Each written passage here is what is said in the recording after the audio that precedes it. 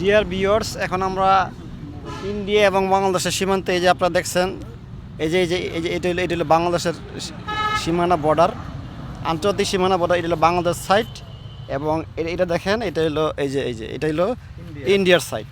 দেখেন এই যে ইন্ডিয়া লেখা আছে।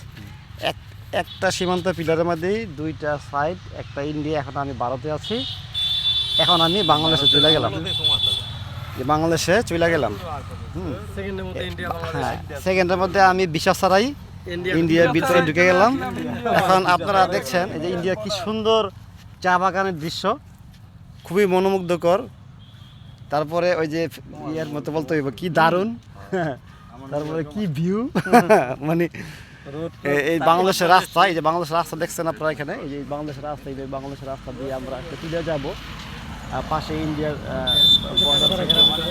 কাঁটাতারের বেড়া দেখা যাচ্ছে, কাঁটাতারের বেড়া, ওই যে ভিতরে কাঁটাতারের বেড়া। এদিক দিয়ে বাংলাদেশের চা বাগানগুলো আছে, ইন্ডিয়ার চা বাগানগুলো আছে, খুবই সুন্দর সমতলের চা বাগান, কত যে সুন্দর। আপনারা যদি চোখে না দেখেন তাহলে বুঝতে পারবেন না, খুবই সুন্দর চা বাগান, সমতলের চা বাগান। এই তেঁতুলিয়াতে এসে মন খুব ভরে গেল। এখানে বিএসএফ আছে নাকি? আবার বিএসএফ আছে? না না, এখানে আশেপাশে নাই। ওরা কাঁটাতারের ভিতরে আছে, সকালবেলা এখানে আসে থাকে। সকালবেলা ওই যে ক্যাম্পটা থাকে। হ্যাঁ, ওই যে বসনা জায়গাটা বসে থাকে সকালবেলা। বুঝছি। যাক, খুবই সুন্দর লাগলো দেখে, মনটা ভরে গেল।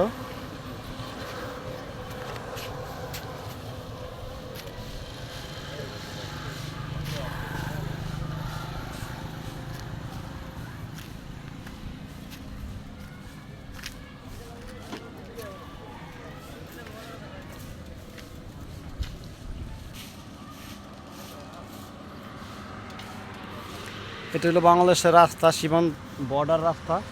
এই রাস্তা দিয়ে এখন আমরা তেঁতুলিয়াতে যাব।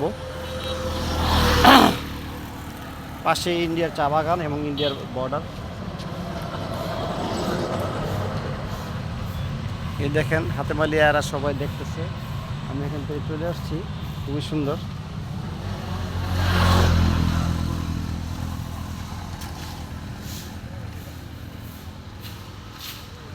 খুবই সুন্দর দেখতে, দেখার পরিবেশটা খুবই ভালো।